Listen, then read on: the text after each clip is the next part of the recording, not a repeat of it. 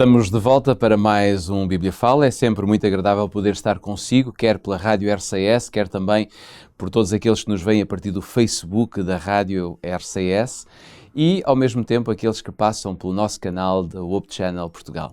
É sempre um privilégio podermos voltar a estar na sua presença e continuarmos esta conversa tão agradável que começámos no início do ano e vamos terminar brevemente, mas ainda temos muita coisa para dizer sobre a pessoa do Espírito Santo. Ontem estivemos a falar, demos uma introdução sobre a essência e as funções que a Bíblia tem relativamente ao Espírito Santo. Hoje vamos continuar nesta mesma base porque há muito para dizer.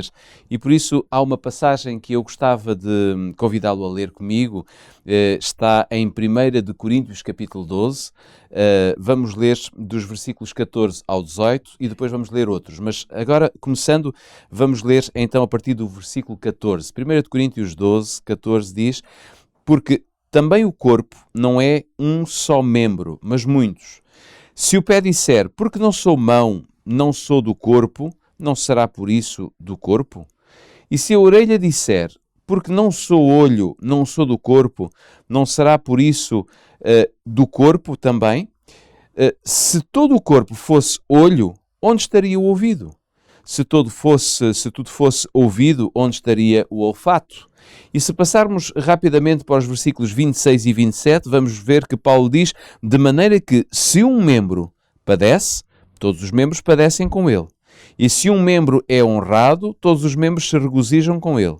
Ora, vós sois o corpo de Cristo e seus membros em particular. E ainda escolho dois versículos, o 29 e o 30 deste mesmo capítulo 12, que diz, porventura são todos apóstolos? São todos profetas? São todos doutores? São todos operadores de milagres?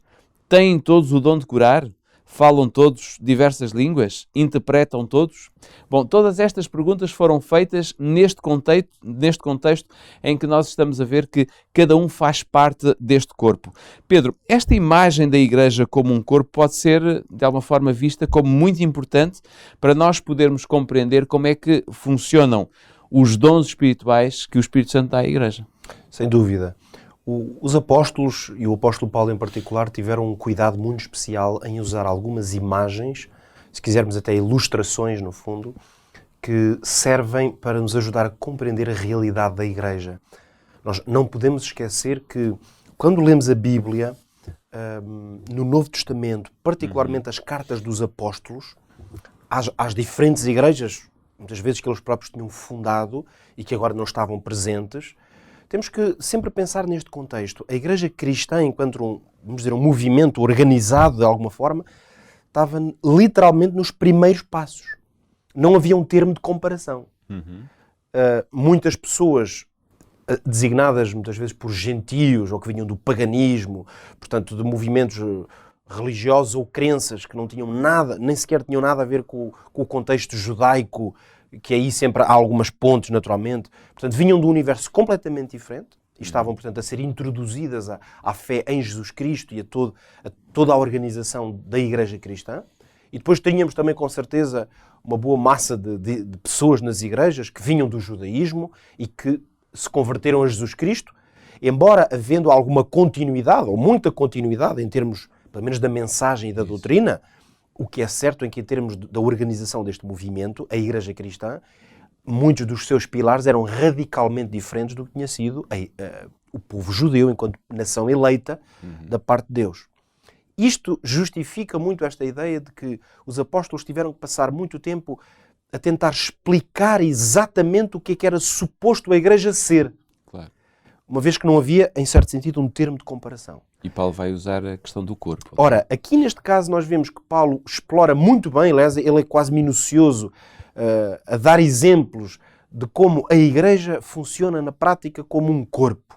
Quer dizer, nós olhamos e identificamos imediatamente uma unidade porque é um corpo, mas percebemos facilmente que o corpo não é uma massa onde tudo é igual nela, digamos assim, onde não se distingue uma diferença.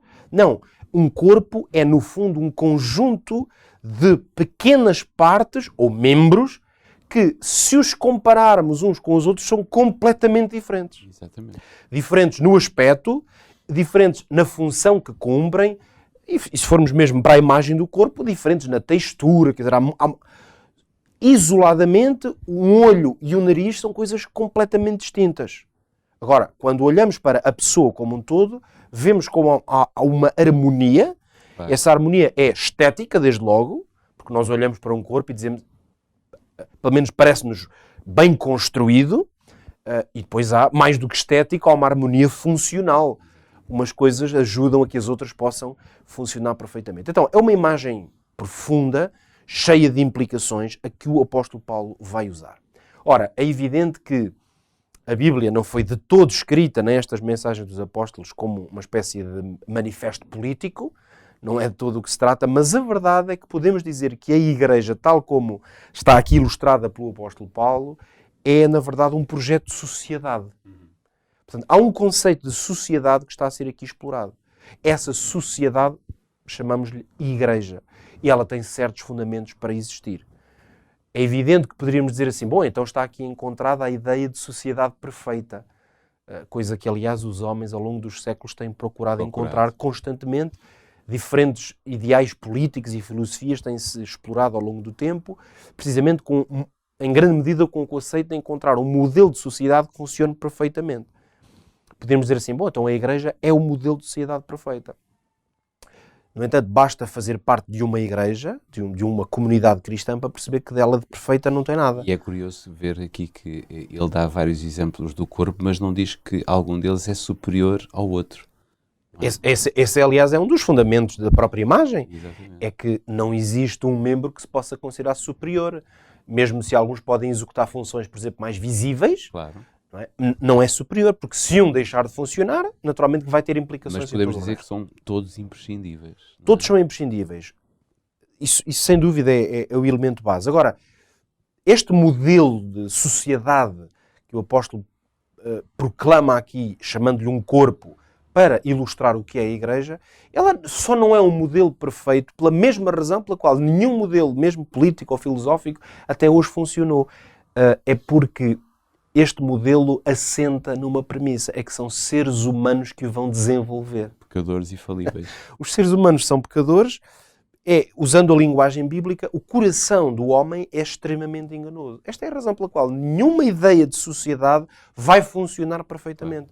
Porque ela só funcionaria se o coração de todos os homens fosse tendencionalmente bom.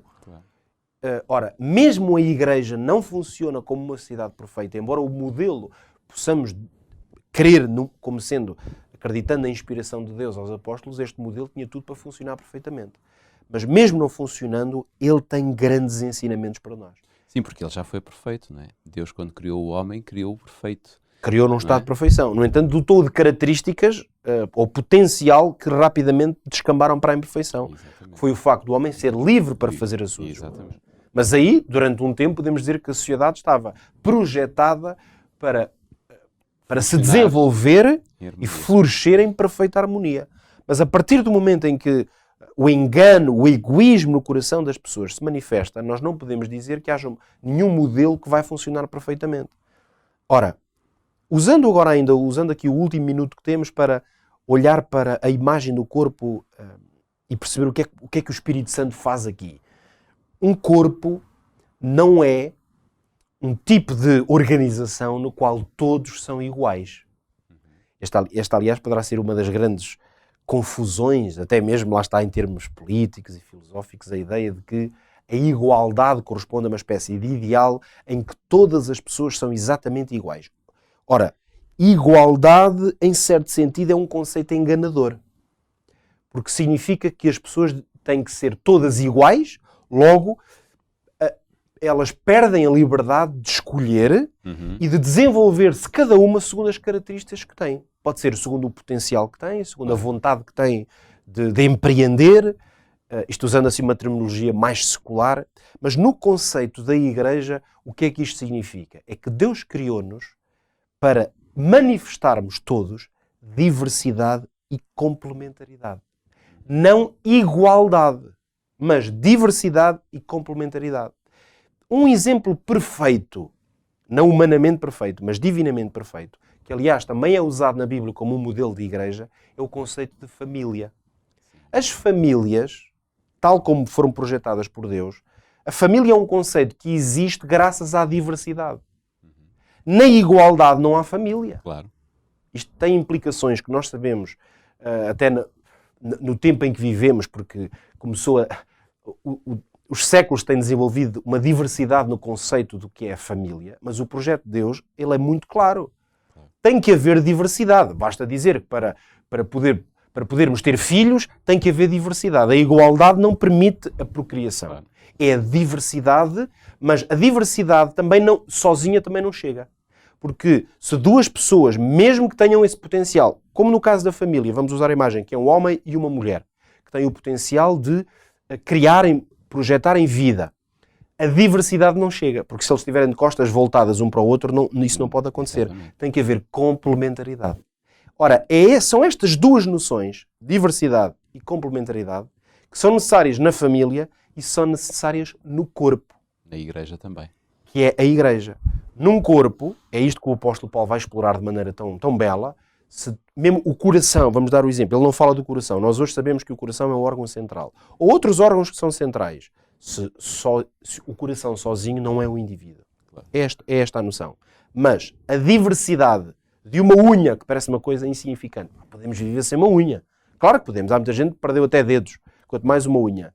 Mas o coração é central, mas nós sabemos todos que a unha executa um papel fundamental. Basta termos um acidente e quebrarmos uma unha e vermos a falta que ela nos faz. Coisas tão distintas, mas nessa diversidade, quando estão em complementaridade, elas funcionam. Ora, o Espírito Santo sabe que uma igreja, tal como um corpo, não pode funcionar quando toda a gente quer ser o coração. Claro. Ou quando toda a gente quer ou tenta ser pernas.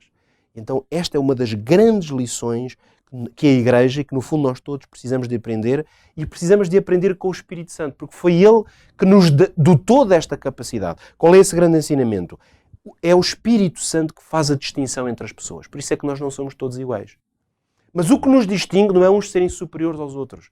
O que nos distingue é que Deus dotou cada um de diversidade. Quando nós compreendemos isto, estamos muito mais perto de um modelo ideal de sociedade, neste caso cristã, que é a igreja. Porque se a mim Deus não me deu uma capacidade de liderança, eu não posso tentar liderar. Porque vou falhar, desde logo vou falhar muito, vou cometer erros e vou criar causa à minha volta. Claro. Mas aquele a quem Deus dotou de uma capacidade de liderança, esse, ao fazê-lo, vai fazê-lo de forma muito mais equilibrada e vai fazer com que o corpo funcione melhor. Então, no fundo, o que nós precisamos, através da imagem do corpo, é de respeitar a diversidade que o Espírito Santo dotou a Igreja e aprendermos a sermos complementares uns com os outros e não concorrentes uns aos outros. De certeza que ficaríamos aqui muito mais tempo a falar sobre Havia estas duas continuaremos essências, mas amanhã continuaremos este tema, até porque queremos levá-lo até ao final desta semana.